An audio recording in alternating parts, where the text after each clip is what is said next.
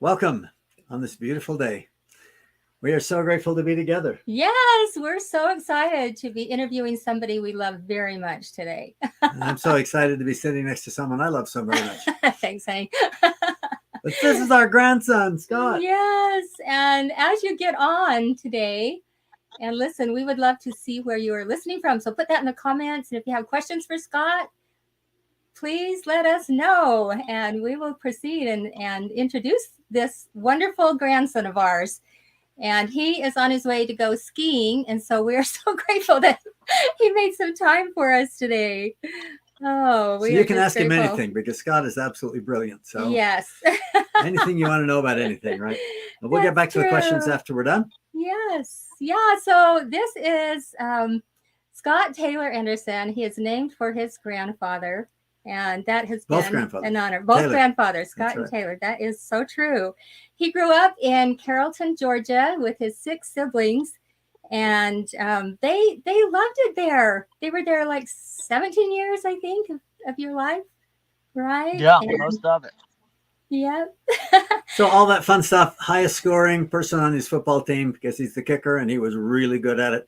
Fantastic soccer captain, president of the school. Anyway, we could go on and on. Scott just did it all. That's right. We're going to talk about some of those things, and we're talking about his family and especially his little brother, Bryce, who has Down syndrome. And we have a very special thing happening this week, so we wanted to That's talk about right. We sure do. His family, Scott's family, now resides in Cedar City, Utah. And he is the proud uncle of 4 beautiful little baby girls. So, just a little bit more. After serving a mission, and it's Goiânia. Oh, yeah, that was a perfect pronunciation. Oh, good. Brazil. He attended BYU, where he majored in economics, and he ran the BYU chapter of the Best Buddies program. We'll talk more about that. And we'll talk about winning Provost Most Eligible. I'm not sure if he And- wants us to talk about that, but we probably will. being on the spring football team at BYU. And this is the most well-rounded person you can imagine. And He can do it all. He can. And he's now in his 3rd year of medical school at the Mayo Clinic Alex School of Medicine in Jacksonville, Florida. He loves it there. He loves school. He's amazing, all around amazing. And we're so happy to have you with us today, Scott. Thank you. You Oh, are sure a thing. hero Thank in you our for the life. kind introduction. Oh, we could And do sorry, We could go yeah, on and yeah, on, but sorry, it takes the whole time.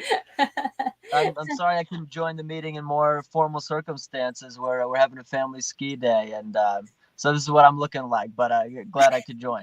Oh, it's great. That's fantastic. Fantastic. Oh, we're I just wish so we were grateful. just like that.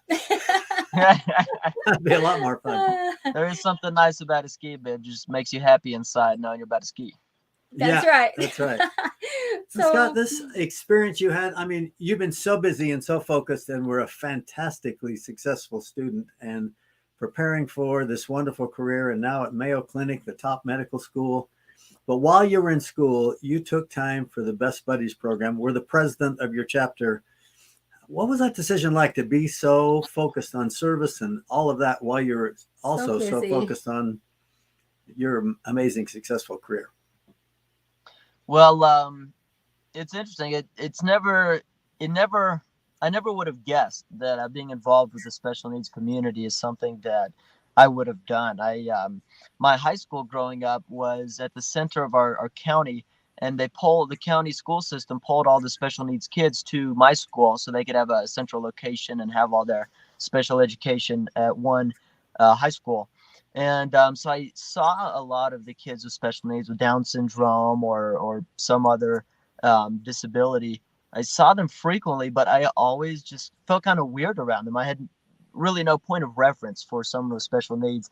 And so I always felt awkward. I remember one activity in high school where we had lunch with them or something like that. And I saw my friends like interacting with them fairly easily. And I was like, I don't really know what to do here.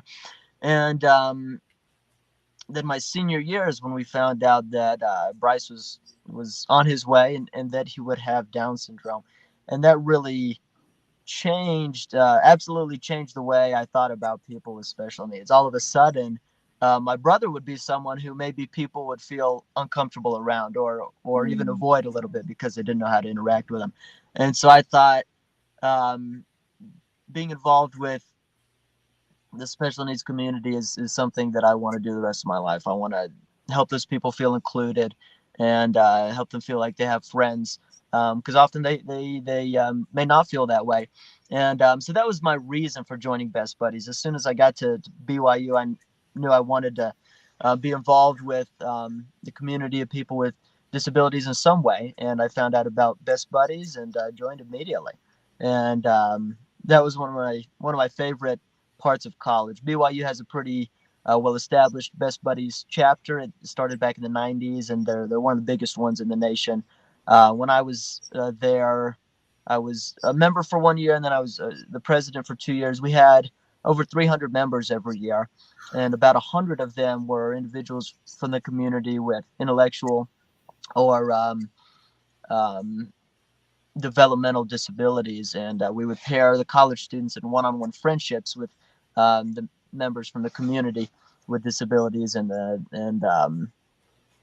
that was kind of the foundation of the program, was those one-on-one friendships, and then we would get together and do activities and things like that. And it was just such a joyous thing to get done with a week of studying or something else stressful, and then to be able to just be a part of a community of people with varying levels of ability, but a shared interest in friendship and community. It was always a nice break, and those are some of the happiest memories I have from college. That's so great. I love that. I love it too. Oh, you've made such a difference. Oh my goodness. So then you get to the end of your college career, and now it's time to apply to medical school. And what made you want to go to medical school? I mean, you're perfect at this. It's perfect And for it. yeah, and when did you make that decision?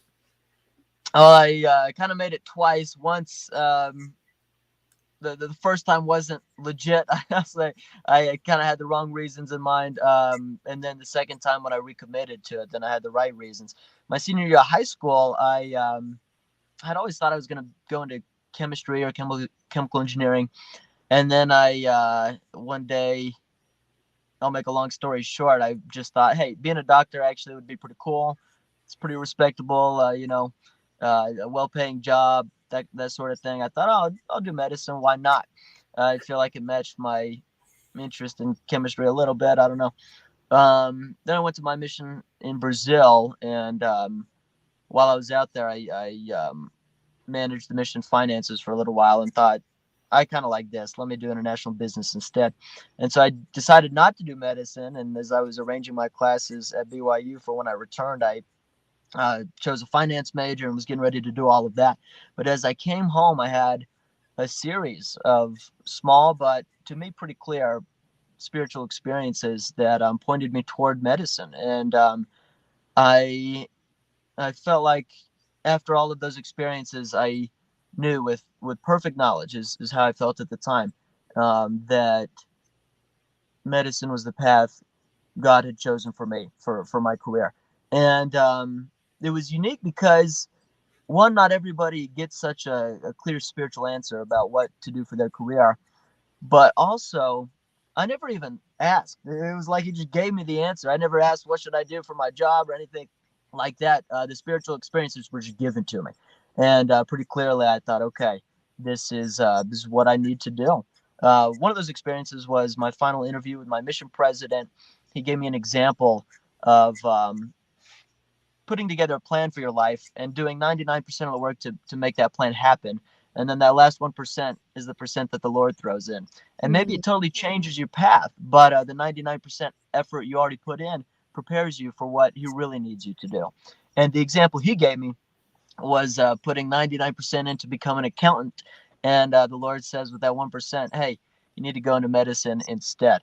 And for my mission president, I think that may have just been an example he was sharing with me. But I felt very clearly that specific example of going into accounting and going into medicine was for me to hear.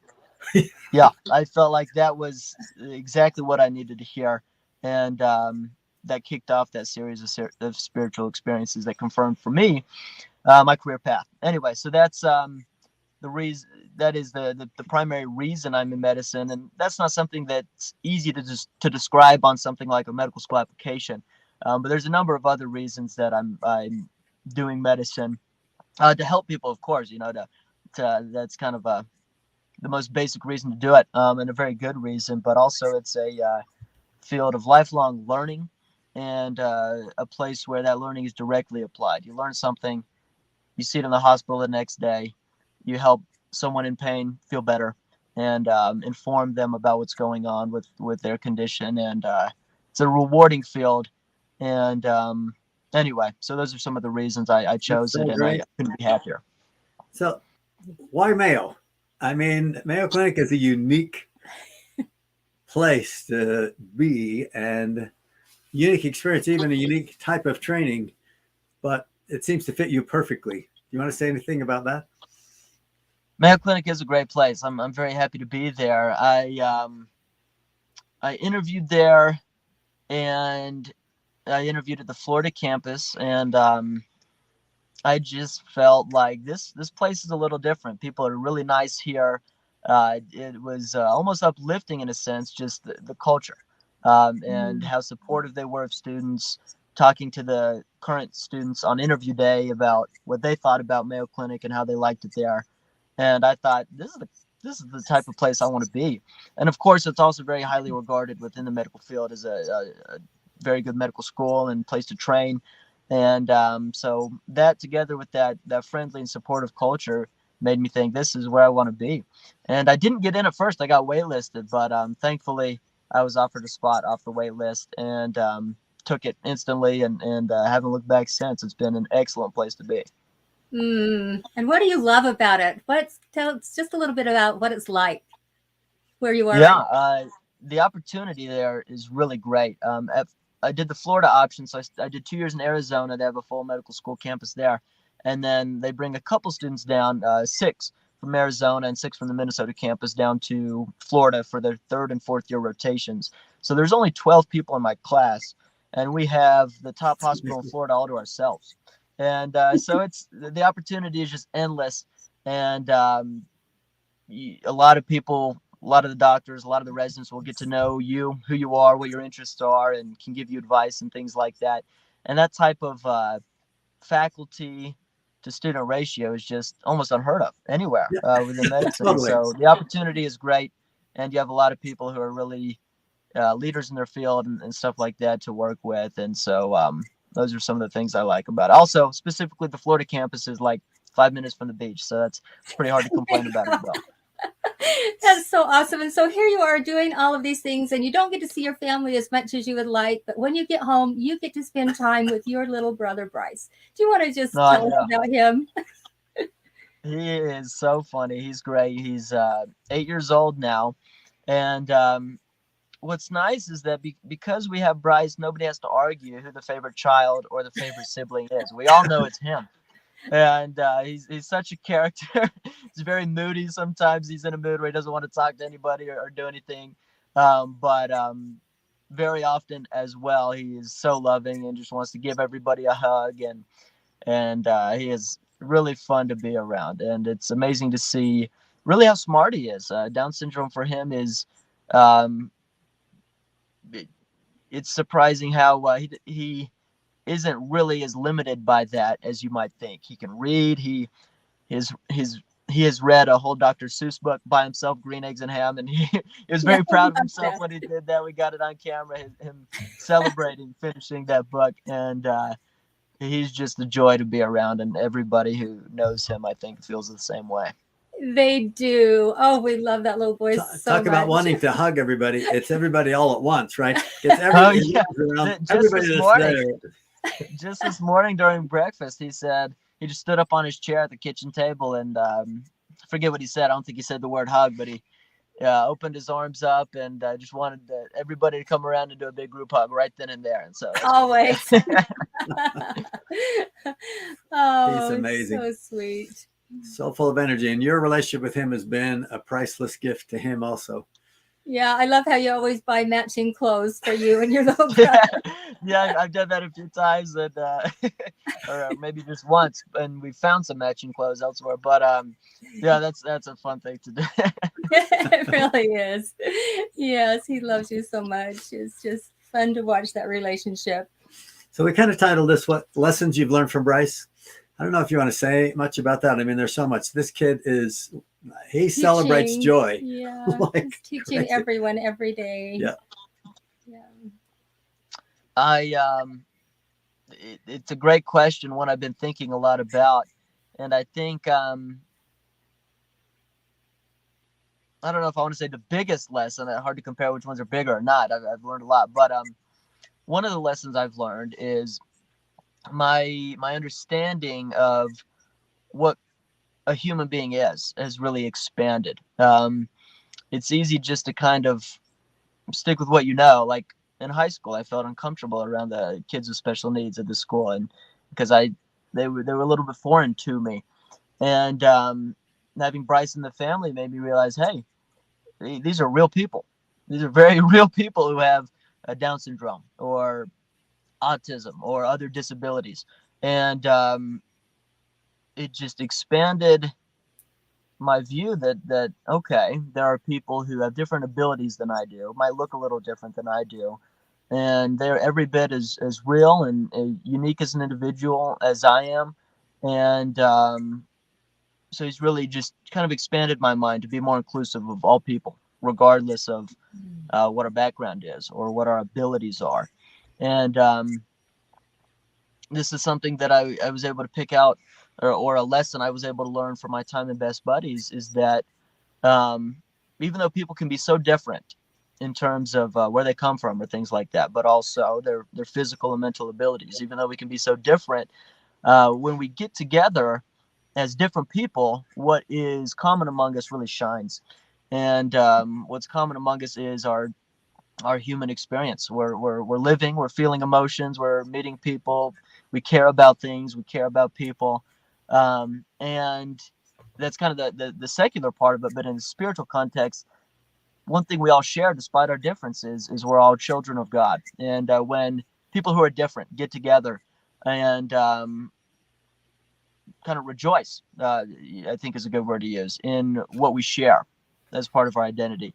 It just brings out joy. It brings you form bonds with people despite those differences. And so I think that's kind of an overarching lesson that I've learned from my experience with Bryce, is that despite our differences, all of us human beings have a lot of similarities, and we can find joy in sharing those. That is so That well is said. beautiful. Yeah. And you are such an example. You're such a disciple of Christ, Scott. You are an example to us and so many more. And your relationship, like we said, with your little brother is an example of how you follow the Savior. And what's happening tomorrow? Bryce is getting baptized. And all of us siblings are in town, and we're so excited. And we'll it's be there coming. too. Bryce. We're coming. No, yes, yeah, and I can't wait to see you all there. It'll be fun to have you and so much family and friends there. Yes. So many friends of Bryce's primary teachers and other people who know him. What was I going to say? It left me. We'll see if it comes back. Yes. Well, I love your description of how everyone is a child of God and everybody has something to give. And Bryce just gives and gives. And yeah, like you say, he's just so fun to be around. So you mentioned the spiritual side. You think about what kind of lessons Bryce will learn during his mortality himself, and the opportunity he gives other people to learn amazing lessons. But when that spirit goes on and he is able to share with us all the insights about what it was like to overcome amazing challenges, but to become everything he is, I just think it's celestializing that beautiful spirit of his in a way that we can't imagine. Absolutely. It is, there's no way we can know exactly what that will look like, but it's not hard to imagine that he will be just a great figure, and be able to teach us so much. And that's the thing with people with disabilities, whether it be Down syndrome or something else. And it's hard to describe, but there's just something special about them. Simple as that. That's right. That's right. So true. Well, we have enjoyed this so much. So much, Scott. Is there anything you want to say as we close? Yeah, sure. This is what I was going to say a minute ago. It's funny to see what Bryce latches onto, because he's everything that my parents teach him and that comes from our siblings. He gets a lot of information. And so it's been interesting to see as my mom and dad have helped teach him about baptism and what he's about to do. He's really latched onto the concept of the Holy Ghost. And he gets so excited talking about it. He'll just, if anybody mentions his baptism, he'll just go, Holy Ghost. And that's what he's latched onto. And so it is interesting to see him latch onto spiritual concepts. And he really loves to pray when we're doing family prayer and things like that. And you mentioned it's every touching single to person see. in the family plus everyone else, right? He prays for everybody, and it's a wonderful thing. And so he's taught me a lot about just loving people. That's the number one lesson that Jesus taught us, and I've been blessed to have him as an example of my life of loving people. He does it well, and it teaches us all to do it well. And I will say it. Of course, it requires a lot of patience to work with him. He's rambunctious at times, but investing in somebody like him and dedicating time to helping him be safe, and when he's playing around the house or in the yard or things like that, it really helps develop that relationship and that love. And I think that is a spiritual principle right there, that when we spend time with people and invest in each other, that is where bonds are formed. And I think that perfectly translates to our relationship with God when we spend time with him through prayer, through reading the scriptures, through serving others. That's that's how our relationship with him grows. And so that's I guess kind of one of the lessons I've learned with Bryce as well. Perfect. Beautiful. Thank you. Thanks so much, Scott. Thanks and to so all of you much. out there, please share this. It's such an inspiration to all of us. And Scott, we can't wait to see you. We'll be there tomorrow. I can't wait to see y'all either. It'll be great. Thanks again. Thanks, everybody.